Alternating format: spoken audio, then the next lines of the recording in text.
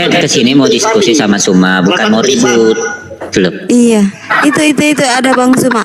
Oh, turun Saya mau juga. diskusi sama Suma, bukan mau ribut. Ya. Oke Suma. Halo Suma.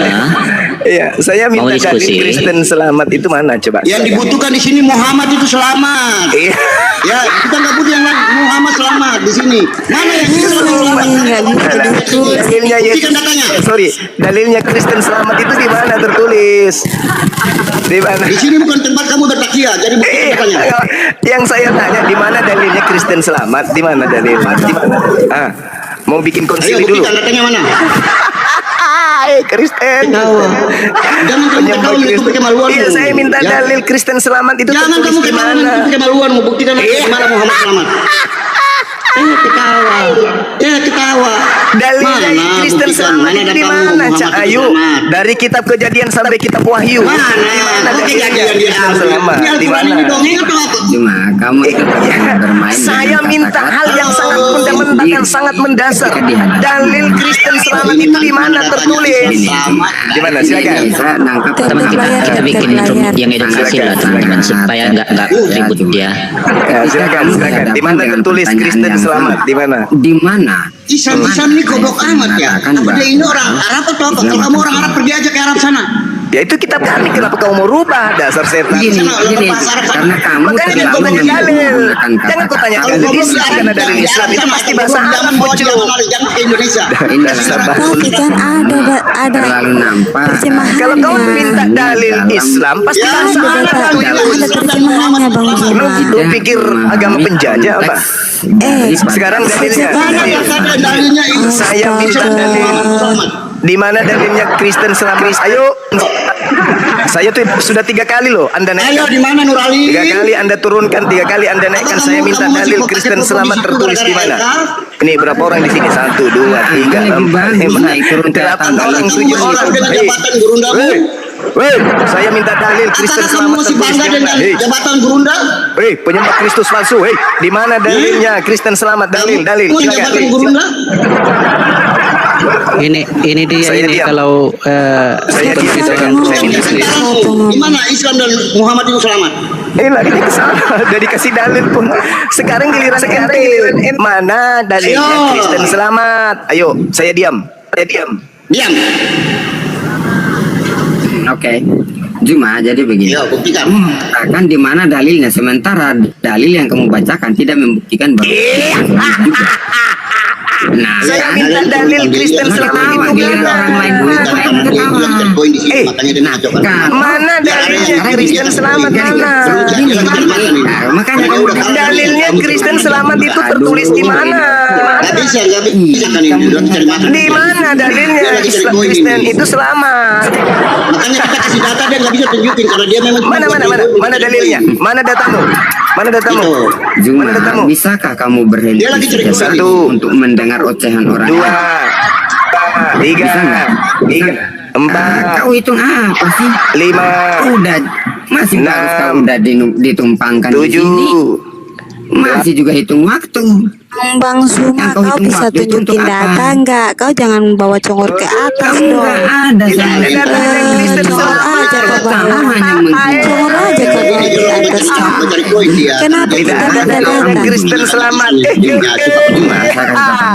Kamu jangan menggunakan bahasa Arab sebagai teknik untuk kamu bilang. Tidak bisa dong. Islam itu dalilnya. Siap. Ya, itu poin pertama Pak Herman. Ketika dia berkata hanya, kalau hanya artinya jangan dikasih pengecualian, pembolehan kemana lagi. Kalau Anda membantah kata hanya yang diucapkan oleh Yesus, di situ ada kelonggaran, maka perlu diwaspadai pernyataan Anda ketika ditanya oleh istri, engkau hanyalah istriku satu-satunya di negara ini. Tapi ada di negara lain nanti. Itu bahaya. Atau di kampung ini ternyata ada di kampung lain, itu bahaya. Jadi tolong pahami kalimatnya. Itu poin pertama. Poin kedua yang tadi. Yang kadang-kala Sebentar dulu kalian- Pak. Nanti gantian. Gini, Bang. Biar enak diskusinya. Gini Bang, itu yang Bang, saya oke. yang saya selalu bilang, kadang-kala kalian selalu menafsirkan setidak ikut. Kalian punya Loh, aturan saya aja. tanya, kata hanya itu dijelaskannya seperti apa coba kata hanya? Anda mengerti tidak? Pada saat itu Yesus mengajarnya di Israel. Iya. Maka ya Yang berkata ngajar kepada di orang situ Israel bodoh pada siapa? saat itu. Yang ngajar di Sulawesi siapa? Yang bilang dia Lah ngajar kan di saya Makassar bilang, siapa? Oon, Ya tuh kan dikatain lagi Yesusnya Oon. kamu yang Oon. Anda yang harus menyesuaikan perkataan Yesus, bukan mendobrak pernyataan Yesus. Gimana Kan, sih? makanya kan saya bilang, ketika saya berbicara dengan ini contoh, kamu berbicara dengan istri kamu di rumah kamu ya kan, kamu mengatakan kepada istri kamu, kamu hanya istriku seorang, toh? Contoh, itu kan tempatnya itu di mana? Di rumah kamu tidak? Saya tanya, Tapi di luar rumah ada lagi bini. maksudnya? Lah itu kan ada kebolehan. Gimana sih? Ini kan, Nah. tadi kan saya kan balik pertanyaan kamu kembali ke kamu. Lah Pada iya. saat Anda mengatakan Lah kepada iya. istri ente, kamu hanya istriku seorang, toh? Itu kan pada saat itu ente sama istri ente kan pada saat sama-sama di rumah ente, ini contoh. Jadi Yesus mengatakan kepada bangsa Israel, karena memang pada saat itu Yesus diutus pada saat itu dia lahir, dia di Israel dan dia mengajar Israel, karena pada saat itu Israel banyak melakukan dosa dan kesalahan, jadi Yesus harus membenarkan mereka. Itu Iya. poinnya. Tidak begitu. ada yang salah kan di situ Ya. pernyataan Yesus. Jadi bukan saja Yesus diutus untuk bangsa Israel seorang, tidak. Yesus Nah. diutus untuk seluruh dunia. Kalau Paham sudah apa itu? mulai agak akurat dan agak susah untuk Ya. memoles lagi biar Gini Bang, mau kembali dijelaskan ke warasnya. sekeras Kayaknya ini apapun, perlu guru kami ini intinya ternyata Anda guru punya agak berat pemahaman ini. beda dengan Herman, umat Kristen kasih punya tambah pemahaman. dosis, Burunda. Begitu. Siap. Bang Zuma, monitor Bang Zuma. Iya. Silakan. Jangan dipaksakan bang. Kristusnya orang Yahudi jangan dipaksakan seakan-akan itu Tidak, adalah Kristus kalian. Kristus, Jangan. ini Zuma ini, Bang. Saya bisa Kemarin membuktikan. Itu ente babak belur sama RK, jadi Ya jangan boleh. banyak ngaco lah. Silakan Anda hibur diri. Jangan Sekarang kamu begini. Jangan kamu Saudara Herman.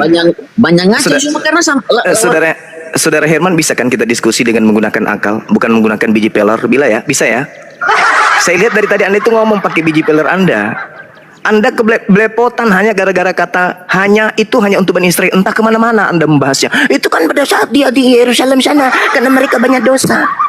Cobalah sekali ngomong itu pakai otak, pakai akal, kasih sinkron otak dengan mulut. Jangan otak dengan biji peler. Ya itu jadinya kayak gitu.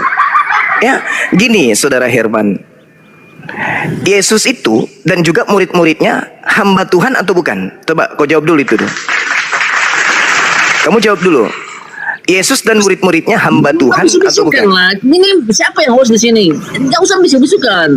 Ya, silakan jawab. Kalau mau debat yang fair, ngapain Yesus bisik-bisikan? dan murid-muridnya itu hamba Elohim atau bukan? Yesus adalah Tuhan, titik. Bukan hamba. Bukan kok. Bukan hamba. Bukan, Yesus Tuhan kok. Itulah makanya ku bilang Yesus yang kamu maksud itu adalah yang keluar dari kubur, bukan yang datang di tengah-tengah Bani Israel. Dengar semua, Yesus itu mati bangkit naik ke surga dulu di sebelah Itulah kanan Allah, itu Bapa yang Maha Kuasa. Santai. itu Tuhanmu, itu Tuhanmu, itu Tuhanmu. Jadi gini. Itu Kamu Tuhanmu, berbeda kamu dengan tidak akui Yesus bahwa yang Indonesia hanya itu untuk naik ke Bani surga? Israel yang adalah hamba Tuhan gitu. Sekarang begini semua, kamu tidak akui bahwa Nabi Isa itu naik ke surga? Naik ke surga, tapi tidak mengalami kematian dan dia bukan Tuhan. Itu kan tafsir Berbeda. kamu Karena- Berbeda dengan Tuhan. Karena sejarah Sekali lagi. mengatakan bahwa Yesus mati dan Sekali bangkit. lagi saya tanya, jangan Yesusnya. Murid-murid Yesus ini Tuhan atau hamba Tuhan? Ayo. Jangan Yesusnya, karena kalau Yesusnya kamu masih Dengar sempat gini, menipu. lah namanya murid-murid Yesus berarti mereka itu adalah manusia biasa. Hamba Tuhan atau bukan? Hamba, mereka kan hamba. Sampai kapan mereka menjadi hamba? Sampai selamanya memang. Sampai selama-lamanya.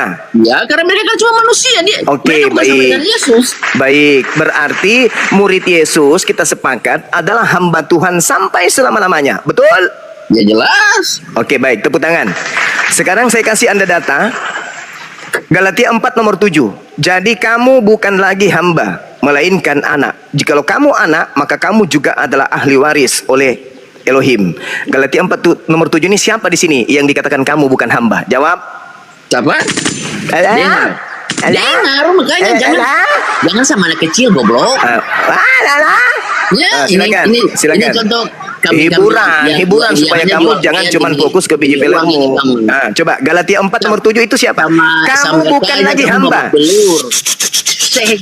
Kamu bukan lagi hamba, melainkan kamu adalah anak. Kamu di situ siapa? Jawab dong. Jawab.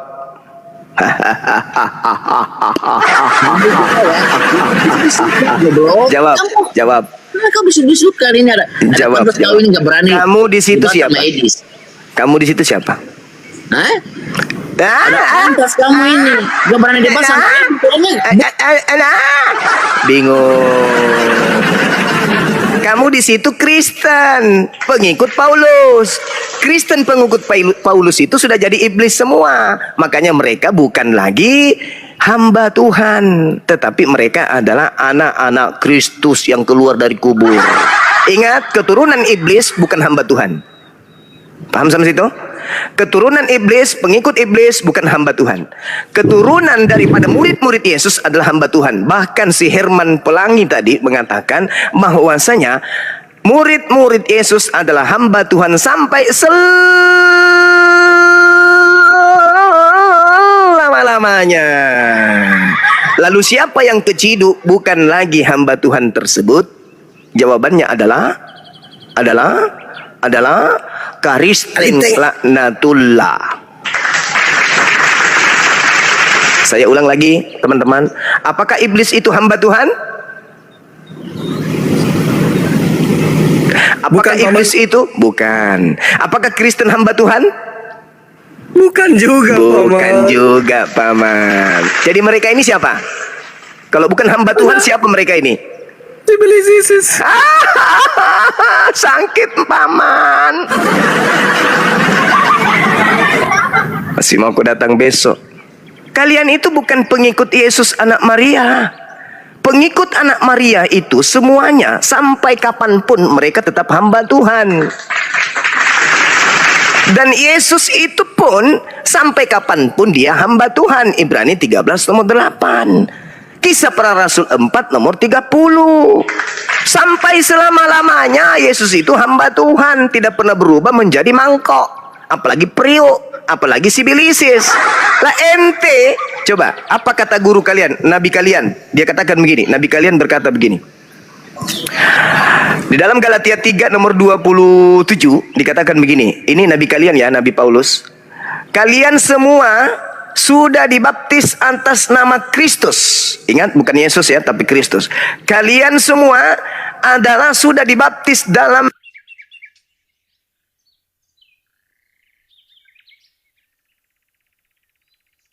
Kena lagi. Ustaz Alif. Waduh. Kayak gini amat. Teman-teman di tap-tap layar dulu ya, teman-teman ya. Aku besarin dulu ya, layarku ya. teman-teman. Ini ada adik Levan ini. Ya, Gak boleh Ustaz Alif. gitulah. Ya, silakan. Ya, Dek Levan, teman-teman ini dikencangkan tap-tapnya 1,2 orang. Ini cukupkan 100k minimal, itu minimal startnya 100k. Biar nggak kena akun yang di atas gitu, teman-teman. Di tap-tap layar dulu ya. Silakan teman-teman Kristen. Salam untuk semuanya. Ya, Dek, salam. Selamat siang. Silakan, Dek. Hanzo naik Hanzo. Silakan, Dek. Gimana menurutnya nih? Dua Kristus ini. Menarik nggak tema ini?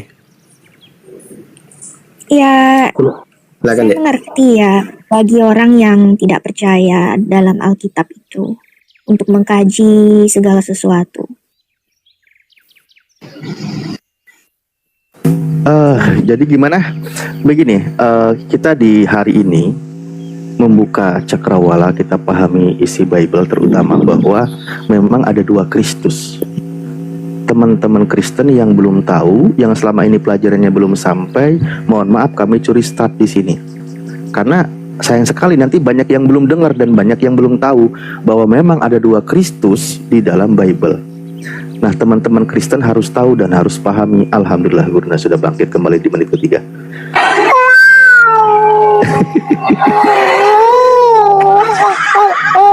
Bang Zuma, saya kecilin aja ya layarnya ya, jangan sampai kena. Oke, begini aja. Iya. Nah, biar aman. Mohon izin Adinda. Kalian semua sudah dibaptis atas nama Kristus. Kristus. Jadi kalian sudah menerima pada diri kalian sifat-sifat Kristus. Nah, tepuk tangan. Kita uji ya. Kristus anak Maria sifatnya taat kepada Taurat atau ingkar kepada Taurat? 1.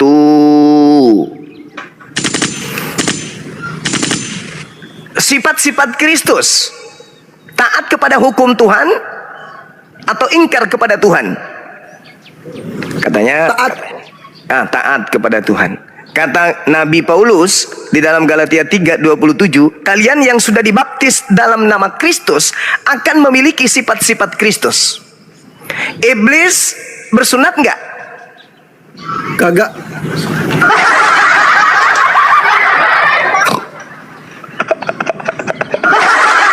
Kalau Hanzo sunat nggak Hanzo? Kayaknya Hanzo nggak sunat Bang Zuma. Setengah berarti kalau sunat. Jadi sifat-sifat Kristus itu sudah ada pada diri orang Kristen. Nah, Kristus anak Maria itu taat kepada perintah Tuhan, senantiasa mengajarkan murid-muridnya untuk taat kepada Tuhan, atau Kristus anak Maria berusaha berupaya untuk menghilangkan hukum Tuhan, untuk membebaskan murid-muridnya agar tidak lagi menghambakan diri kepada Tuhan. Mana yang betul? Apakah Kristus anak Maria melarang muridnya menghambakan diri kepada Tuhan? Atau justru Yesus mengajarkan untuk menghambakan diri kepada Tuhan? Mana yang betul? Silakan Bang Hanzo, Levan sama User. Ini Kristen bertiga nih. Silakan. Ayo. Yesus mengajarkan pengikutnya untuk menghambakan diri kepada Tuhan atau membebaskan murid-muridnya dari menghambakan diri kepada Tuhan? Ayo. Supaya kalian sadar tuh, kalian ini pengikut Yesus atau pengikut setan? Karena hanya setan yang menginginkan membebaskan manusia dari perintah-perintah Tuhan. Ingat bagaimana kejadian di Gan Eden. Di Kejadian tertulis dengan sangat indah di sana bagaimana si ular tua menghilangkan hukum Tuhan, satu-satunya larangan. Jangan kau menyentuh, jangan kau mendekati pohon pengetahuan baik dan jahat. Iblisnya mengatakan apa? EGP, kalau lu mau selamat, mau lu umurmu panjang, nggak mati, lu harus makan buah ilmu pengetahuan itu. Iblis senantiasa mengajarkan hal yang sebaliknya dari apa yang diajarkan oleh Tuhan. Sekarang Yesus sama nggak tipikal iblis? Mencoba menghapus hukum Taurat. Yesus menghapuskan. Jangan lagi, kalian sudah dimerdekakan. Karena saya sudah ada di bumi, nanti mati kalian akan dibebaskan dari kuk penghambaan. Kalian tidak lagi hamba Tuhan, kalian adalah anak-anak Tuhan. Yesus ajarkan nggak kayak gitu? Yesus ajarkan nggak? Aduh Bang Yuma, rupanya Yesus ajarkan nggak? Bang, lukanya masih basah Bang. Yesus ajarkan nggak? Yesus ajarkan nggak? Iya, sabar dia Bang ya. Yesus ajarkan nggak? Luka masih basah Bang. Yesus ajarkan nggak? Cuma Yesus ajarkan nggak untuk memerdekakan pengikutnya dari aturan Tuhan? Memerdekakan dari aturan Tuhan. Iya. Aturan Tuhan yang mana Bang? Semua yang dia datangkan, kemudian dia datang untuk menjelaskan hukum Taurat. Apakah kan Kristus tidak anak satu Maria? iota pun dalam hukum Tidak. Taurat dia akan dihilangkan, melainkan. Kata Yesus berarti orang-orang Yahudi harus taat kan kepada hukum Taurat? Oke. Ivana, silakan. Oke. Nah, sekarang ketika nabimu Paulus mengatakan supaya kita sungguh-sungguh merdeka, Kristus telah memerdekakan kita karena berdirilah teguh dan janganlah kamu lagi dikenakan kuk penghambaan. Ini Nabi Paulus menerima pengajaran dari Kristus mana? Kok pengikutnya diajarkan untuk membebaskan diri dari kuk penghambaan? Dapat ilmu dari mana Paulus ini? Kalau orang-orang yang diajarkannya dimerdekakan, dibebaskan dari kuk penghambaan. Ilmu dari mana tuh? Oh iya ya Bang Zuma ya, kan Paulus mengatakan bahwa dengan matinya Yesus hukum Taurat itu batal. Ya kan? Ilmu dari mana itu? Waduh. Ayo, kalian ini bukan lagi hamba Tuhan, kalian ini adalah hamba sibilisis. Ini yang tidak tersentuh oleh mayoritas gereja. Takut gereja itu. RK kemarin 2 kali pertemuan di komal saya dan permintaannya ke Superboy. Tidak sedikit pun dia menyentuh tema dan pertanyaan ini. Ayo, Kristen bukan hamba Tuhan, lalu hamba siapa? Setan juga bukan hamba Tuhan, lalu hamba siapa? Ayo. Segala sesuatunya halal bagiku. Segala sesuatunya boleh. Ini ajaran dari mana ini?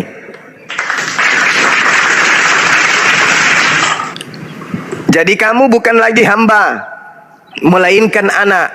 Jikalau kamu anak, maka kamu juga adalah ahli waris oleh Theos.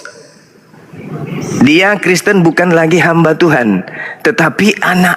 Anak siapa? Anak siapa Kristen ini? Iblis sis paman.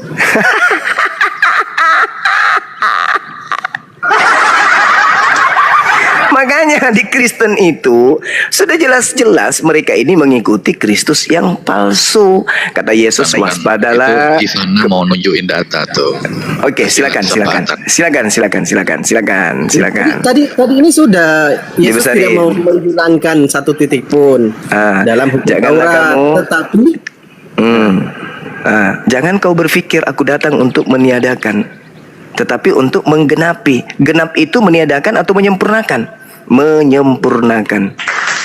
Bukan menghilangkan, tapi menyempurnakan, mengukuhkan, menstabilkan, mengukuhkan kembali, merawat kembali, merajut kembali supaya sempurna, bukan malah dihapuskan. Kecaman demi kecaman Yesus kepada orang-orang yang tidak taat kepada perintah Tuhan.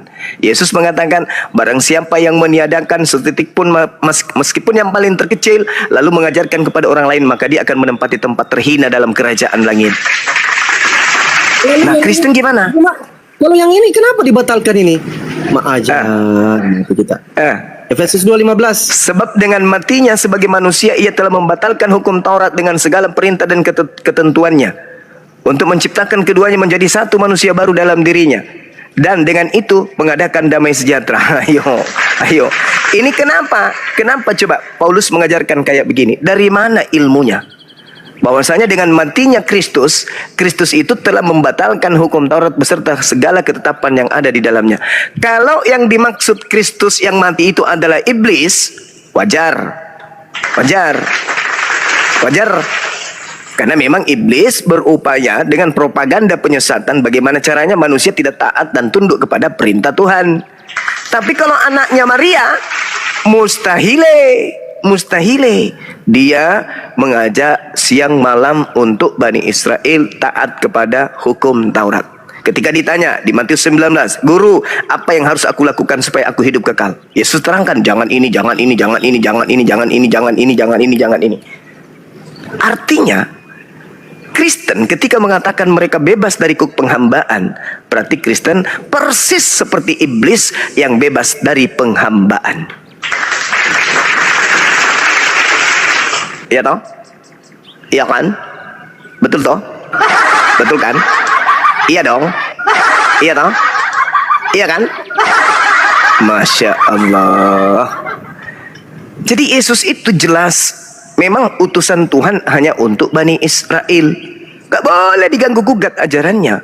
Dia manusia, dia anak manusia, dia seorang nabi, dia seorang rasul. Ajarannya tidak terkontaminasi dengan paganisme. Murni dia mengatakan, aku hanya diutus kepada domba yang sesat dari umat Israel. Gak boleh diganggu gugat.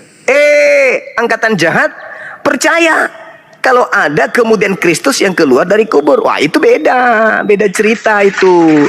Itu adalah nubuat Yesus, waspadalah kepada Kristus palsu yang datang kepadamu dengan memakai namaku dan berkata, akulah Kristus. Dia akan menyesatkan banyak orang. Dia akan melakukan banyak mujizat dahsyat.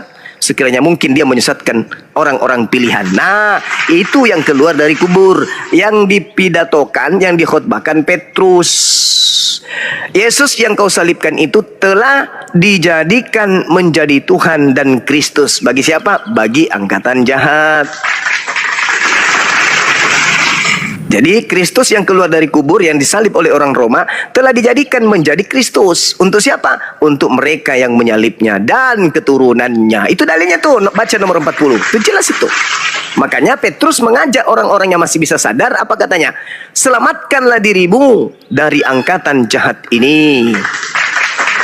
Di data nomor 31-32, Petrus mengkhotbahkan bahwa Daud sudah menubuatkan seorang Mesias dibangkitkan, tidak mengalami kematian, tidak ditinggal di alam kubur. Siapa dia? Kristus anak Maria. Sedangkan terlanjur ada yang mati, terlanjur ada yang disalib. Itulah yang dijadikan Kristus untuk angkatan jahat yang disembah Kristen hari ini.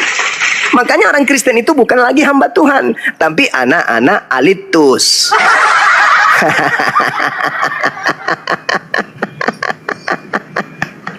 Diam. Ini kenapa nggak ada yang menjawab? Nggak ada yang menjawab ini. Levan sama Hanzo. Berarti benar ini yang disampaikan. Otaknya lagi terkonek. Otaknya lagi kena konek. Kamu bukan lagi hamba, melainkan anak. Malaikat-malaikat itu juga disebut anak-anak Elohim. Di antara anak-anak Elohim ini ada yang menjadi anak durhaka, yaitu si Bilisis. Jadi iblis itu juga disebut sebagai anak Elohim yang durhaka. Jadi kalau hari ini Kristen tidak lagi menghambakan diri kepada Elohim, tetapi mereka menjadi anak Elohim, maka apa ini? Anak apa dia ini? Anak durhaka. Sama seperti Sibilisisis. Karena Sibilisisis juga tadinya adalah anak Elohim. Dia adalah malaikat terang. Lalu kemudian jatuh, maka dia menjadi anak durhaka. Aliteng lahir dalam keadaan suci, tapi begitu mereka besar, mereka menyembah Kristus, maka mereka menjadi anak-anak Sibilisisis. Jadi dalil Galatia 47, kamu bukan lagi hamba katanya. Saudara-saudara Aliteng, kamu bukan lagi hamba Tuhan, tapi kamu adalah anak-anak Kristus. Kalau Yesus anak Maria sih tidak punya kandungan, nggak mungkin dia melahirkan. Dia juga nggak punya bini, jadi dia tidak punya anak. Yang punya anak itu yang keluar dari kubur. Kenapa? Karena memang Tuhan sudah menubuatkan di dalam Kejadian 3 nomor 15, keturunanmu dan keturunannya akan bermusuhan. Jadi kami ini adalah keturunan manusia, kalian adalah keturunan Sibilisisis. Begitu Jongana, Cuki Mai. Lanjut Jo. Ngawur Juma ini ngawur kadang kalau ngomong. Lanjut. Iya. Silakan teman-teman Kristen membantah lah, jangan aduh. Iya.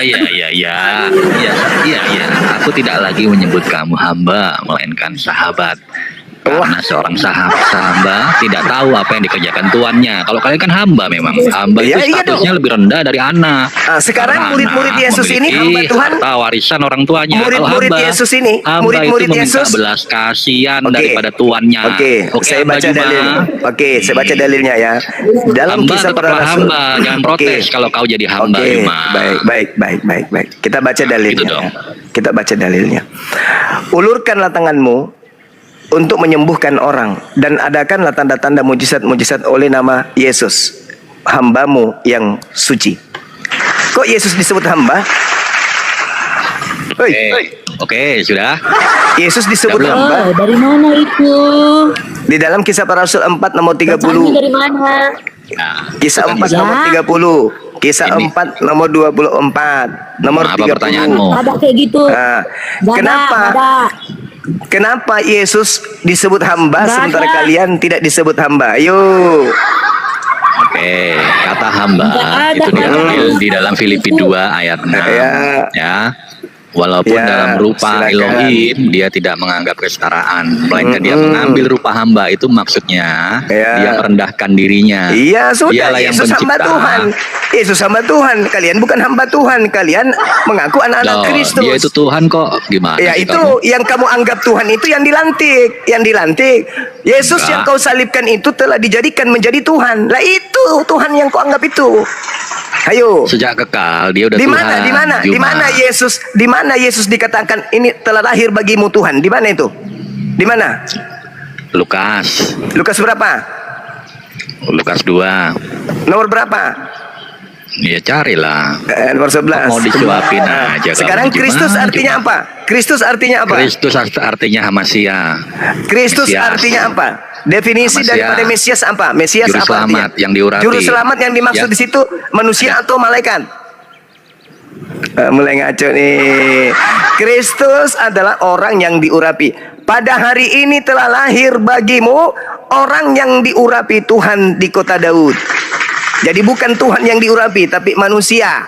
Jadi yang lahir adalah manusia. Sedangkan yang keluar dari kubur, Kristus Yesus yang kau salibkan itu telah dijadikan menjadi Tuhan dan Kristus. Beda. Saya kasih lagi. Kisah Para Rasul 3 nomor 26. Dan bagimu lah Satu-satu dong. pertama-tama. Enggak, supaya kau belajar. Dan bagimu lah pertama-tama Kalau yang ngajarin kamu, dengar. Dan bagimu lah pertama-tama Allah membangkitkan hambanya dan mengutusnya kepadamu. Hambanya di sini siapa? Gimana? Meong. Meong. Ya, ayat berapa? Yang ketawa. Ya iya dong. Iya dong. Harus tertawa dong. Ya, Jadi yang dibangkitkan itu siapa? yang dibangkitkan. Hah?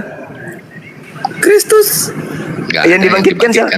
Itu kan sudut pandang penulis. Oh. Masolang generasi. Jadi Paulus mengatakan kepada pengikutnya, kalian bukan lagi hamba. Kalian bukan lagi hamba. Kalian itu adalah anak-anak Kristus. Sekarang, ketika Paulus mengatakan itu, dia mengatakan bahwasanya anak-anak Kristus ini itu telah memiliki sifat-sifat Kristus. Yesus apakah memiliki sifat di mana dia diajarkan untuk membangkang perintah Taurat? Kagak paman, tidak. Kagak. Lalu sifat yang mana yang diikuti Kristen ini? Kristus yang mana yang tidak mau kemudian orang menjalankan Taurat? Kristus yang mana? Kristus yang datang Ya. pada Saulus. Sibilisis. Udah Bang. Udah silakan. Memang ada Kristus yang membangkang Taurat. Ada dong. Buktinya kalian pengikutnya, anak-anaknya.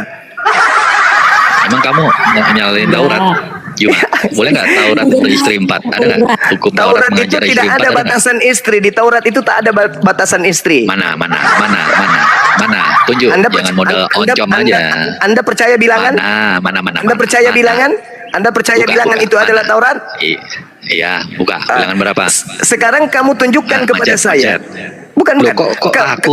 Kamu Kan saya minta tunjukkan. di mana? Kamu Di tunjukkan Taurat, di mana di dibatasi Taurat istri, di mana, atau di di mana? Perjanjian Lama cukup satu istri itu di mana? Oke. Ya, silakan. Ya. Oke ya, ini ayatnya. Oke, ya, Mereka silakan. bukan lagi 2 melainkan 1 ya. Di Taurat. Bukan di karangan Kan ada. Kristus. Mana? Karangan Kristus. Iya, silakan. Di mana dalilnya di dalam Itu kan kitab? pertanyaan saya toh. Di mana dalilnya? Balik. Anda kan mengatakan, Anda kan menanyakan bahwa ada batasan. Sekarang di Taurat ada nggak batasan satu istri? Iya, tunjukkan, silakan. Nggak ada batasan satu istri. Kalau ada, mana dalilnya? Iya, mana. Iya, saya Taurat justru yang mengizinkan. bertanya. Mana Itu pertanyaan dalilnya saya cukup kok. satu? Iya, Itu kalau pertanyaan tidak saya ada kok. dalilnya cukup satu istri, berarti bebas toh, nggak ada batasan toh? Oh, nggak ada batasan. Lah mana batasannya? Mana batasannya? Ada? Itu kan pertanyaan saya, tunjuk. Iya, mana batasannya? Islam datang membatasi cukup 4. Karena dulu tidak ada batasan. Ayo, mana batasannya? Ya, ajaran kami kan udah disempurnakan. Maksudnya Iya. kita tidak melakukan poligami ya. Masolang generasi. Yesus mengajarkan, Masolang ya. generasi. Tidak ada Yesus mengajarkan Kristen, nggak ada. Kristen itu Loh. ajaran yang berdiri sendiri. Kristen tidak itu mengajarkan kawin cerai. Kristen itu tidak pernah mengajarkan kemudian ajaran kepada Kristen. Artinya Yesus apa? ya. Yesus Artinya ya. apa? Yesus tidak mengajar kawin cerai karena Siapa bilang? cukuplah Kalau ada satu dalilnya? istri. Kalau ada dalilnya? Dalil mana? Lukas 18:29 sampai nomor 30. Tapi ini untuk Bani Israel, bukan untuk Kristen. Kristen kan nggak ada aturan. Mau nikah sampai sejuta pun boleh. Lukas 18, kata Yesus kepada mereka lo, bukan kepada Kristen lo ya. Bukan kepada Kristen lo ya. Aku berkata kepadamu, sesungguhnya setiap orang yang karena kerajaan Elohim meninggalkan istrinya akan menerima kembali lipat ganda pada saat ini juga. Wah, mantap kali. Nah, itu meninggalkan itu maksudnya cerai atau bukan? Loh, Ini kalau malah meninggalkan, bahasamu kacau. kalau meninggalkan istri, itu bukan menceraikan. Bukan lah, saya meninggalkan gitu. istri saya untuk bekerja. Apakah saya dengar dulu dong? Dengar. Berarti Yesus mengatakan tanpa belajar menceraikan lagi lah. istri pun Cuma bisa poligami berarti. Belajar bahasa Indonesia dulu. Berarti sebelum dia bisa berdebat. poligami tanpa menceraikan istri. Masa Kalau gitu, meninggalkan itu diartikan barang cerai? siapa yang meninggalkan istrinya, barang siapa yang meninggalkan istrinya pergi kerja, dia akan mendapatkan istri berkali lipat ganda. Oh gitu. Jadi hanya Itu karena konteksnya, meninggalkan istri, jadi karena hanya meninggalkan istri pergi bekerja bisa mendapatkan Gak ada banyak istri 100 kali lipat. mama, Kalau ada, coba Oh, buka mama, kameramu, mana Oh, mama, 100 istri mana? Lukas, bukan 100 istri, Gak ada. berkali Nah, lipat terima kasih. ganda. Berkali Ya, lipat tidak ada istri ganda. kan? Tidak ada kan? Berkali Tidak ada kan? lipat. Tidak ada kata istri kan? Tidak ada Berkali toh? lipat. Tidak ada Berkali toh? lipat. Udah, kamu turun, turunkan. Turunkan, Fandi. Turunkan. Penyembah Kristus palsu turun. Saya nggak suka dengan orang yang tak berilmu, sombong, tak ada ilmu. Dalilnya sudah sangat jelas. Lukas 18, nomor 29, nomor 30. Barang siapa yang meninggalkan istrinya, maka dia akan menerima kembali lipat ganda pada masa itu juga. Dia katakan itu misalnya meninggalkan pergi kerja. Berarti hanya pergi kerja dia mendapatkan berkali lipat ganda bini.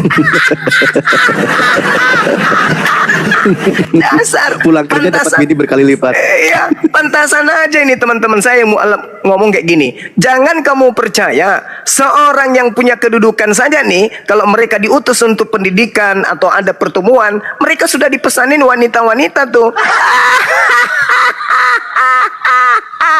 Jadi nggak enak. Kupikir tadi cerai, ternyata kalau dia ditinggal pergi kerja sudah dapat berkali lipat ganda. Mama Masolang generasi. Kenapa bisa demikian? Karena kalian bukan lagi hamba Tuhan. Kalian itu adalah hamba sibilisisis.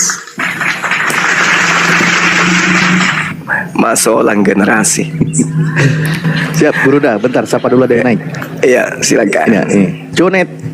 Nah, langsung disebut namanya. Iya. Ini ada Levan mau belajar dek, silakan. Ada Levan, gak usah malu-malu. Silakan dek. Jangan kau biarkan suamimu pergi kerja ya dek. Dia akan menggantikanmu, menambahkanmu kali lipat ganda.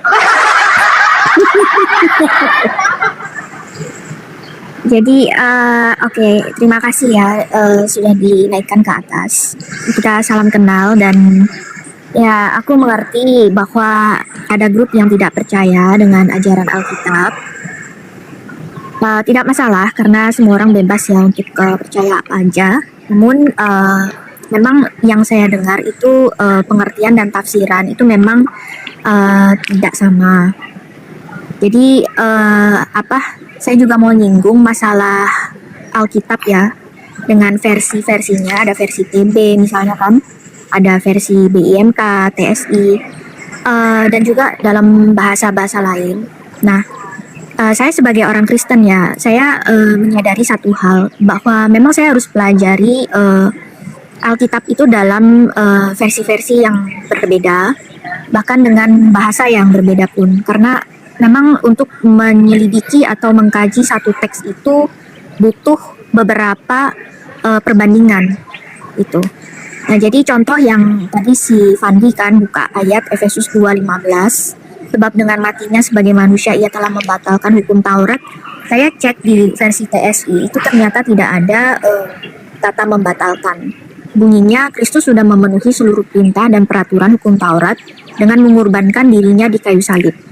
Jadi dari sana saya pelajari dan sebenarnya saya terima kasih ya kepada kalian karena kalian itu melontarkan banyak pertanyaan dan saya yakin bahwa pertanyaan-pertanyaan yang kalian lontarkan itu adalah PR bagi kita sebagai orang Kristen untuk benar-benar mempelajari iman kita. Jadi dari situ sana sedikit saya diluruskan mungkin bukan banyak melontarkan pertanyaan tapi banyak mencerdaskan teman-teman Kristen. Ya, nggak apa-apa.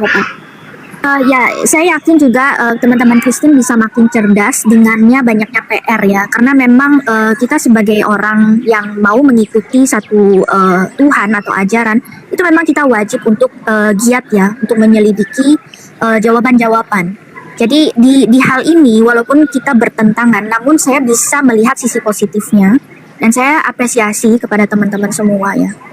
Cuma satu hal yang pribadi dari saya itu lebih sering menghindari perdebatan. Walaupun sesama Kristen atau Katolik sama Kristen itu saya nggak suka juga berdebat. Karena menurut saya kalau berdebat dengan hanya untuk berdebat itu saya tidak mendapatkan apa-apa. Dan itu sia-sia bagi kedua pihak. Jadi saya terima kasih di Fandi Ahmad ini roomnya tetap tertib dan bisa saling mendengarkan ya. Kiranya itu saja dari saya. Terima kasih. Baik, saya tanggapin. Jadi begini, Saudari Leva, kalau orang Kristen itu ajarannya benar, maka Kristen akan mengembalikan kitabnya ke dalam bahasa asli. Konsekuensinya apa? Satu, kalau perjanjian lama dikembalikan ke original teksnya, maka dia berubah menjadi kitab Tanak. Kalau dia sudah berubah menjadi kitab Tanak, maka ketahuan Kristen ini adalah penyolong kitabnya Yahudi. Karena kitab Tanak itu hanya milik Yahudi, tidak diberikan kepada bangsa lain. Mazmur 147 nomor 19 nomor 20. Kristen tanpa kitab Tanak, tanpa terjemahan dari kitab Tanak, Kristen hanya seperti orang yang hanyut di tengah samudra tanpa ada tujuan. Yang kedua, kalau kitabnya orang Kristen, perjanjian barunya dikembalikan ke dalam bahasa Yunani, konsekuensinya adalah Kristen harus sadar sepenuh hati kalau ternyata agama Kristen itu dibangun dari pondasi agama kepercayaan paganisme. Kenapa Kristen itu pintar, cerdas dari aspek duniawi, tapi mereka membodohi diri dalam hal agama? Karena ketika kitab mereka ini dikembalikan ke original teksnya, maka akan nampak perjanjian lama ternyata kitab yang dicolong dari agama Yahudi, dan perjanjian baru ternyata adalah konsep yang dibangun oleh pendahulu mereka, yaitu penyembah-penyembah dewa Hercules, penyembah Zeus, penyembah Atis, penyembah Orisis dan seterusnya. Makanya mereka memperbodoh diri dengan cukup terjemahan saja, jangan mempertahankan kemudian original teks. Nah, sedikit menyinggung penjelasan saudari tadi yang mengatakan, saya nggak mempelajari satu literasi aja, saya terjemahannya harus berbagai macam. Kawan, dengarkan saya baik-baik. Mau berlari sekencang apapun, menghindar sehebat apapun, kalau kita kembalikan ke original teksnya, Efesus 2 nomor 15 itu tetap aja menggunakan bahasa Yunani kan? Dan bahasa Yunani yang muncul di sana membatalkan apa katanya? Katargeo. Apa makna katargeo dalam bahasa kita, bahasa Indonesia? Membatalkan, membinasakan, mematahkan, meninggalkan, membuatnya tandus, pasif dengan hal itu, membebaskan dari hal itu, lepas dari hal itu. Jadi mau melilit lidah seperti apapun, tetap aja Kristen ini bukan ajaran Tuhan. Kristen ini ajaran Kristus yang dilantik oleh Tuhan saking marahnya Tuhan. Karena Tuhan murka. Amsal 6 nomor 16. 6 perkara yang dibenci oleh Tuhan, bahkan 7 kekejian yang ada di dalam hatinya. 6 perkara, 7 kekejian. Apa itu? Menumpahkan darah orang yang tidak bersalah. Yesus bersalah? Enggak. Yesus berdosa? Enggak. Kenapa ditumpahkan darahnya? Itu adalah hal yang membuat Tuhan murka. Itu yang membuat hal Tuhan marah. Ketika Tuhan murka, ketika Tuhan marah, maka apa kutukan mereka? Wa qaulihim, karena ucapan mereka. Apa kata Allah? Aku jadikan yang diserupakan itu menjadi Tuhan bagi mereka. Itu yang terjadi. Itu Petrus mengkhotbahkan nubuat Daud. Yesus yang kau salibkan itu telah dijadikan menjadi Tuhan dan Kristus. Siapa yang menjadikannya? Elohim. Sehingga kalian menyembah Kristus yang baru dilantik itu sebagai simbol angkatan jahat. Jadi mau kemana? Anda mengembalikan kepada original teks. Anda ingin membandingkan terjemahan demi terjemahan. Jangan. Itu percuma. Sia-sia. Adalah lebih baik kembalikan ke original teksnya. Tapi apakah secara agama, secara de facto, Orang Kristen mampu kemudian mengembalikan hal tersebut. Jika dikembalikan, maka Kristen harus apa? Harus apa? Harus terima. Apa enggak ada? Oh, ternyata ini kitabnya agama Yahudi, bukan kitab kita loh rupanya. Dan kalau dia mengembalikan original teksnya ke dalam bahasa Septuaginta, dalam bahasa Yunani, bahasa Greek, perjanjian baru itu, maka apa yang terjadi? Oh, ternyata Tuhan kita bukan Elohim loh, kawan-kawan. Ternyata Tuhan kita bukan Yehova. Ternyata Tuhan kita bukan Yahasem. Ternyata Tuhan kita itu adalah Theos. Tidak ada korelasi antara penyebutan Tuhannya Yahudi, Yod-He-Vav-He, terbang ke dunia pagan menjadi Theos. Theos ya Theos, Hasem ya Hasem. Dua pribadi, dua hakikat yang independen berdiri sendiri. Tidak bisa digabungkan. Tidak bisa. Karena Theos itu adalah sembahan para penyembah dewa, sedangkan Hasem adalah penyembah pencipta langit dan bumi. Beda. Kenapa bisa langgeng Kristen ini? Karena itu tadi, hanya karena faktor bisnis. Karena faktor duit, pulus. Dan faktor penggenapan dari apa yang ditorehkan dalam kitabnya Yahudi. Kejadian 3 nomor 15 akan menjadi terus permusuhan antara kebenaran dan kejahatan. Yang menghilangkan hukum Tuhan, yang menghapuskan hukum Tuhan pasti si jahat. Itu ditemukan di mana? Hanya di Kristen. Hanya di Kristen. Kristen ini adalah agama yang menghapus hukum-hukum Tuhan. Tetapi membungkus mereka seakan-akan mereka orang benar. Mereka adalah bukan lagi hamba Tuhan katanya. Mereka adalah anak-anak Tuhan katanya. Anak Tuhan yang mana nih? Anak Tuhan itu adalah mereka yang tunduk berserah diri kepada didikan Tuhan. Amsal 3 nomor 11 nomor 12. Sedangkan Kristen, dengan matinya Kristus, dia telah membinasakan hukum Taurat beserta segala ketetapan yang ada di dalamnya. Itu fakta, itu real. Maka tengoklah, pandanglah ke depan. Lihat orang-orang Yahudi dan lihat orang-orang Kristen. Samakah mereka? Apakah kemudian akidah mereka sama? Tidak, saudara-saudara. Tidak. Tidak, saudara-saudara. Orang Yahudi jangankan kemudian menerima Kristus yang bukan manusia. Kristus anak Maria yang manusia, yang adalah Bani Yehuda, yang adalah Bani Yakub, orang Israel sendiri pun mereka tolak. Apalagi Kristus karangan Paulus yang bukan manusia, tetapi sibilis Isis. Makanya nampak perbedaan mencolok antara Kristen dan Yahudi. Yahudi tetap keyahudiannya, mempertahankan tauhid, mempertahankan satu Tuhan. Sedangkan Kristen entah apa-apalah mereka buat. Ada yang oneness, ada Tritunggal, ada Trinitas, sedikit lagi ada Trikwek-kwek, ada Trimacan, dan seterusnya. Aneh kan? Ini ajaran siapa nih? Ajaran siapa? Jadi kalau hanya beralasan, oh kita memang harus membedah terjemahan karena banyak kemudian versi-versi yang berbeda. No. Orang berakal tidak seperti itu. Ketika Anda berada pada kebingungan, kembali ke rumah. Kembali ke original teks. Jangan bingung sendiri. Kembali ke original teks. Apa nih katakan original teks? Katargeo. Katargeo apa artinya? Membinasakan, menghapuskan, mematahkan, meninggalkan, membatalkan. Pasif dengan keadaan itu, bebas dari keadaan itu, lepas dari keadaan itu. Makanya kan dalilnya jelas tuh. Jadi kalau Anda, saudari saya, membela Efesus, oh enggak kayak begitu. Tapi faktanya Galatia 1 nomor 5. Mau lari kemana? Lari ke terjemahan lagi, versi lain lagi, supaya kita sungguh-sungguh merdeka. Kristus telah memerdekakan kita. Karena itu berdirilah teguh dan jangan mau lagi dikenakan kuk penghambaan. Tuh apa maksudnya? Jangan lagi menghambakan diri. Karena Paulus sendiri mengatakan, kamu ini bukan lagi hamba Tuhan, melainkan kamu itu adalah anak Tuhan. Maka kamu adalah pewaris daripada Tuhan. Jangan kau menghambakan diri lagi. Makanya Kristen ada nggak kita lihat mereka menghambakan diri? Nggak ada. Mana Kristen menghambakan diri? Ke gereja ngapain? Nyanyi-nyanyi. Ngapain dia nyanyi-nyanyi? Dia menghibur diri. Menghibur diri. Nyembah Tuhan. Oh enggak, Tuhan yang mana mereka sembah? Enggak ada Tuhan di sana. Mereka ini memuji-muji. Siapa yang mereka puji? Bapak yang di surga. Oh tidak begitu cara memuji Bapak yang di surga. Sudah diajarkan caranya. Yesus mengajarkan, Musa mengajarkan, Daud mengajarkan, Daniel mengajarkan. Semua nabi-nabi Bani Israel telah mengajarkan cara kemudian memuji dan menyembah Elohim, Tuhannya Yahudi. Yang mereka lakukan ini apa? Masuk ke tempat mereka tidak mandi junub. Masuk ke tempat mereka tidak membasuh kaki, tidak membasuh tangan, tidak membasuh wajah, bukan kudus, tidak bersunat. Apanya itu? Sampai di sana nyembah 3 pribadi, entah apa-apa yang mereka lakukan. Apakah itu yang diajarkan kemudian untuk memuji Tuhan? Tidak. Mereka tidak sedang memuji Tuhan. Mereka sedang mempraktekkan anti terhadap Tuhan. Kenapa?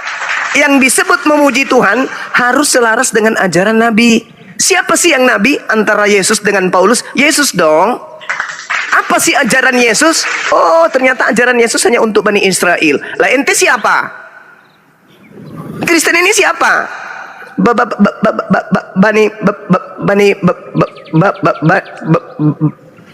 Belur. Siapa Kristen ini? Bani mana? Siapa yang ngajarkan mereka kemudian pola agama seperti itu? Gak ada yang ngajarin. Mereka karang sendiri. Contoh, ibadah minggu. Ada dalil? Natalan. Ada dalil? Menyembah Yesus ada dalil? Enggak ada paman, enggak ada. Natalan ada dalil? Enggak ada. Mati pakai jas ada dalil? Enggak ada. Enggak ada. Mereka membuat aturan-aturan mereka sendiri. Makanya Yesus mengatakan dalam Yohanes 8, iblislah yang menjadi bapakmu dan kamu mau melakukan keinginan-keinginan bapakmu. Atas keinginan siapa Kristen menjadi Kristen? Atas keinginan siapa Kristen menyembah Yesus? Atas keinginan siapa Kristen ibadah minggu? Atas keinginan siapa Kristen makan babi? Atas keinginan siapa Kristen tidak bersunat? Atas keinginan siapa Kristen? Atas keinginan siapa? Tak ada satupun poin yang mengarah kepada Elohim. Semua atas kehendak Paulus. Itulah Kristen. Demikian. Jadi kalau mau kembali, jangan salah saya. Jangan setengah-setengah. Kembali ke original teks. Ambil kitabnya Yahudi. Udah selesai. Singkirkan terjemahan. Ambil. Sumbernya ambil. Kitab Tanak. Dalam bahasa Ibrani. Ambil. Baru pelajarin. Nah, nanti Anda akan ketemu bahwa kitab Taurat ini tidak diberikan kepada bangsa lain. Ini adalah hak milik kepunyaan Bani Yakub. Nah, mampus sudah. Saya kira begitu. Silakan. Silakan. Halo. Yuk, silakan. Saya mau bertanya ini. Kristen ya? Tadi kan si Juma udah ngoceh. Saya mau bertanya ini sama Juma ini. Oke, dia tadi bilang akal apalah semua kan. Oke, yang masuk akal berakal begitu kan mengarah ke situ. Nah, saya mau tanya ini. Dalam Quran surah At-Tariq nomor 5 sampai 7 dikatakan di sana manusia itu kata Allah spermanya keluar dari antara tulang sulbi dan tulang dada. Itu artinya sperma itu keluar dari tulang punggung bisa kita simpulkan. Sementara sperma saya keluar dari penis, diproduksi di 2 testis 2 telur yang menggantung.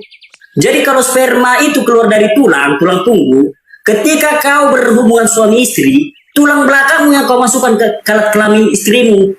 Pertanyaan saya, tunjukkan kepada saya manusia yang ketika berhubungan suami istri, tulang belakangmu yang dimasukkan. Kau jawab cuma. Ini kenapa orang ini? Kau jawab cuma. Tunjukkan kepada saya manusia yang ketika berhubungan suami istri tulang belakangnya yang dimasukkan. Karena Allah bilang sperma keluar dari tulang belakang. Kau jawab. Oke, baik. Saya angkat perumpamaan dulu sederhana. Orang Kristen itu makan biar kenyang.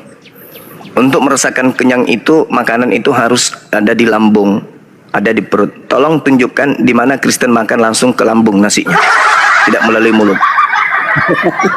Ayo, tunjukkan ke saya. Saya jelaskan. Oke, dengar. Dalam ilmu sains, ketika sperma itu diproduksi, bukan perumpamaan yang tadi itu. Perumpamaan yang tadi dulu. Dari tulang belakang. Tidak pernah ilmu sains berkata sperma keluar melalui tulang belakang, tidak pernah melalui uretra langsung ke penis. Uretra itu saluran sperma langsung ke penis, kawan. Bukan melalui tulang belakang. Bang Elia, ini pertanyaan saya sudah salah. Ilmu sains tidak pernah mengatakan mengklaim seperti yang Quran bilang. Ya sekarang kamu jelaskan bagaimana makanan itu masuk ke lambung, lewat mana? Itu aja dulu. Silakan. Gimana tadi Bapak? Coba ulangi. Makanan itu membuat orang kenyang itu kan di lambung. Coba kamu tunjukkan Kristen makan langsung ke lambung itu gimana ceritanya? Apa hubungannya sama pertanyaan saya, kawan? Loh, sama. Al-Quran itu kan sudah menjelaskan tadi. Makanya ngerti dong. Al-Quran, khulika mimma indafiqa. Manusia diciptakan dari air yang terpancar.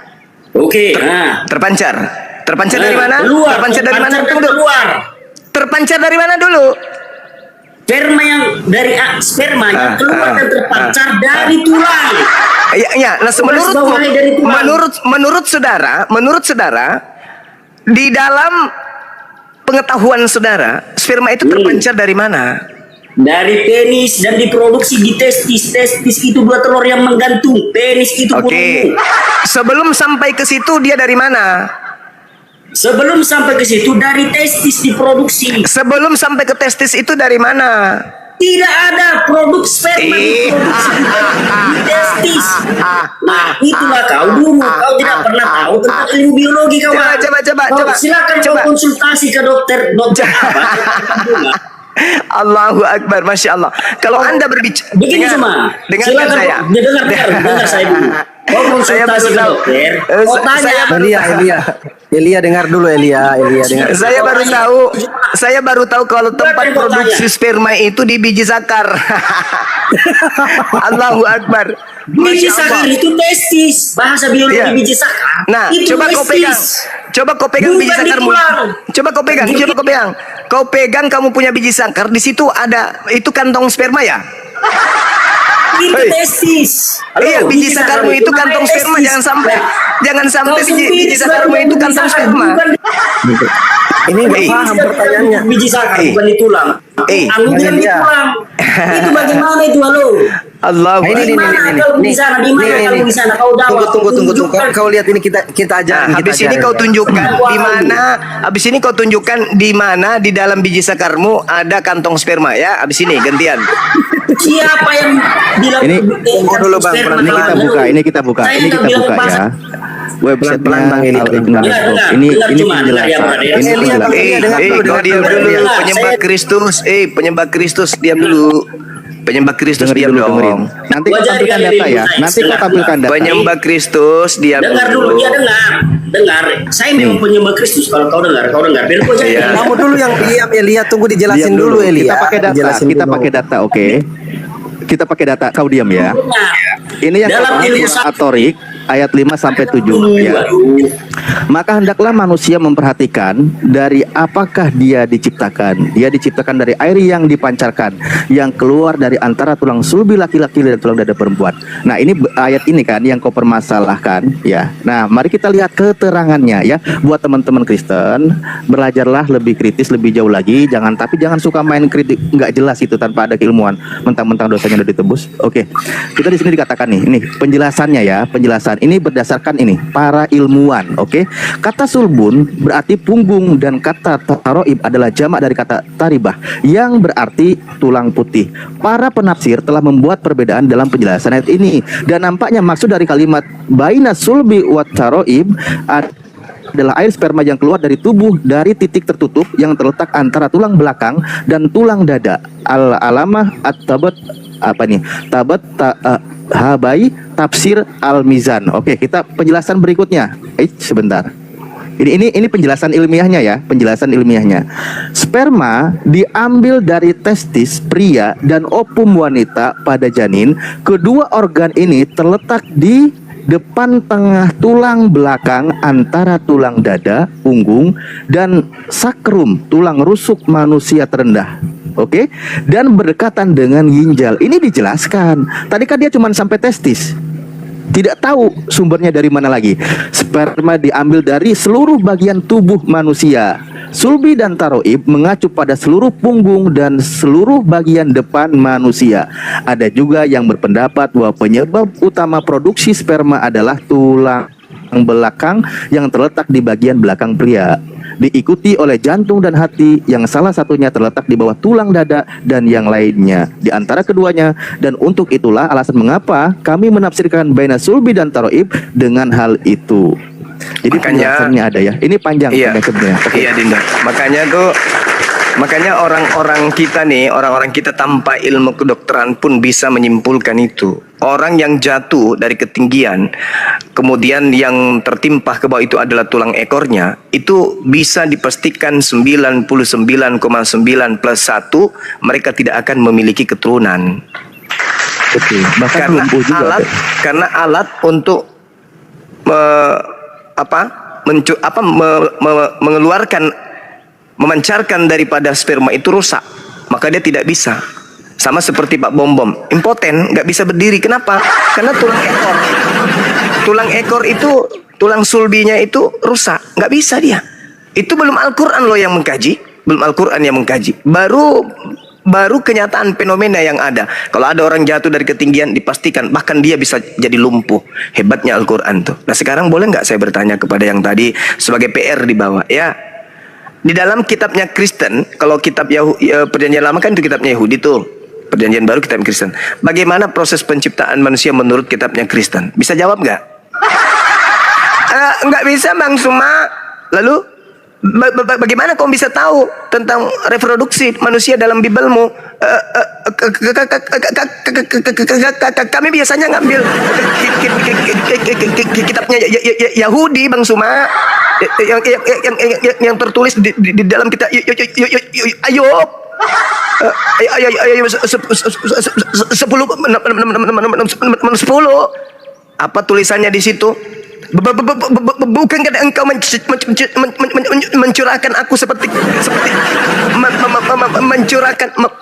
mencurahkan aku seperti susu dan mengentalkan aku seperti keju. Jadi maksud lo sperma itu dicurahkan seperti susu, lalu proses berikutnya mengental jadi keju. Loh, kamu lahir jadi kotak dong keluar. Jadi roti kan, jadi roti. Pantesan aja kalian rata-rata mukanya kotak ya. Ternyata kamu mengental jadi keju. Hei, gimana ceritanya? Dalilnya kok jadi kayak gitu? Cobalah, kamu ambil sperma, habis itu kamu bekukan jadi keju. Bisa nggak itu hidup? Rusak. Pantasan aja kalian beku. Ternyata otak kalian itu beku jadi keju. Tapi kalau di Islam, wah mantap kali dia. Diceritakan embrio seperti lintah. Kenyal-kenyal. Itu baru rasional. Kenyal-kenyal, bukan mengeras kayak keju. Belum lagi ayat 11-nya. Bisa baca ayat 11-nya nggak? Ada yang bisa baca nomor 11-nya nggak? Jadi alien nanti dia. Nomor 11-nya itu jadi alien orang. Ada yang bisa baca nomor 11-nya? Jadi alien. Ayub ya? Ayub 10 Din. Ayub 10 itu Bang Fadli. Yang pertama apa? Engkau mengenakan kulit dan setelah daging kulit kepadaku, baru daging, serta menjalin aku dengan tulang dan baru urat. tulang. Di luar tulang apa? Urat. Coba lah bayangkan itu. Jadi tadi keju, habis jadi keju menjadi kulit. Kulit, di luar kulit apa? Daging. Di luar daging apa? Tulang. Di luar tulang apa? Urat. Urat. Gimana ini? Gimana model manusia kayak begitu? Kulit di luar, habis kulit di luarnya lagi ada daging. Di luarnya daging ada tulang. Habis tulang kulit apa? Urat. Apa ini? Hei, apa ini dalilmu ini? Sudahlah, rampok dari kitabnya orang. Kayak gitu modelnya. Gimana itu ya? Kalau orang itu presis apa? Yang uratnya keluar apa namanya itu? Yang betisnya biasa keluar. Parises itu kan masih normal. Kenapa parises masih normal? Karena kulit masih paling luar. Ini kebalik, paling dalam kulit. Hul juga nggak bisa. Hul kulitnya masih di luar loh, Cak Ayu. Ini yang paling luar dia urat. Gimana ceritanya? Urat di luar. Habis urat, daging apa? Tulang. Habis tulang daging. Berarti yang kita lihat berjalan itu adalah tulang berurat.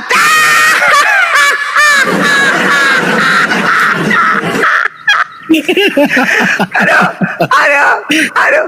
Bukan bakso urat. Kalau bakso urat sebelum urat daging. Ini enggak. Setelah urat tulang. Jadi yang berjalan tulang berurat. Mama nganape body tulang-tulang berurat Sontoloyo kablamat patolo-tolo ena dompala. Cobalah ya teman-teman pikirkan tuh ya. Sudah tak ada di dalam Bible kitab mereka, adanya di dalam kitab Spanyol yang mereka separuh nyolong dari kitabnya orang Yahudi. Udah kayak gitu bentukannya. Kamu memancarkan aku seperti susu dan mengentalkan aku seperti keju. Oke, wah bagus ini. kotak. Sudah gitu dibungkus kulit. Habis kulit dibungkus daging. Habis daging di luarnya tulang. Habis tulang di luarnya urat. Mama kayak ini loh, kayak pohon beringin. Kayak pohon beringin. Parah Indonesia. Manusia dicipta berdasarkan kitabnya kayak pohon beringin.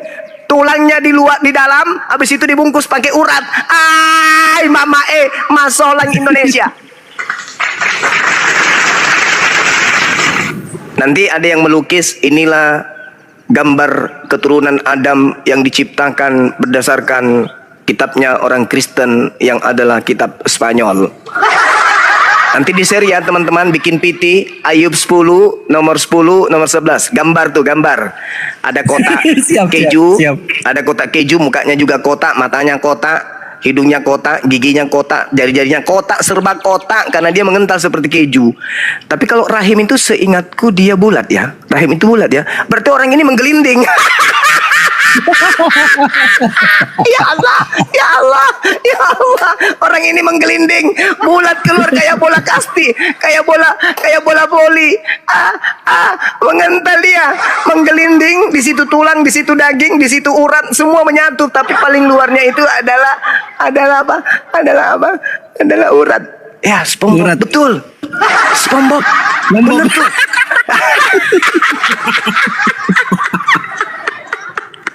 SpongeBob, benar-benar ternyata bisa jadi itu terobsesi dari situ. SpongeBob, Allahu Akbar, Masya Allah. Dikentalkan sesuai dengan cetakan kan? Nah, coba teman-teman, kalau dia keluar dikentalkan seperti cetakan, lorongnya itu kayak mana keluar itu? Bentuk lope ya? Keluar dia bentuk lope kepalanya. Allahu Akbar, keluar bentuk lope sesuai dengan cetakan dia keluar. Kepalanya, bayangkan kalau Pak Bom Bom itu mukanya bentuk lope. Allahu Akbar. Pak Bom Bom bayangkan tulang habis itu dibungkus sama urat. Mama masuk orang generasi. Baik teman-teman, saya kira begitu ya. Bang Zuma, izin Ustadz Alif mungkin kita rehat dulu karena kita kan mau Jumatan nih Bang Zuma. Mau Jumatan, nanti betul. lepas Jumat kita live lagi. Kalau ada kesempatan Bang Zuma boleh naik lagi. Insyaallah. Jadi narasumber sama Ustadz Alif. Kan Ustadz Alif itu Jumat. Kita kan duluan selesai daripada teman-teman di Jakarta. Iya. Kita rehat aja dulu kan. Ayub itu teman-teman, Ayub 10 nomor 11 ya. Ayub 10 nomor 10 sampai 11. Teman-teman nanti dibaca sendiri. Aduh, tapi maaf ya teman-teman, kita belum tahu apakah seperti itu original teksnya. Kan gitu. Mana tahu mereka bikin-bikin aja untuk menyanyi Al-Qur'an surat Tarik.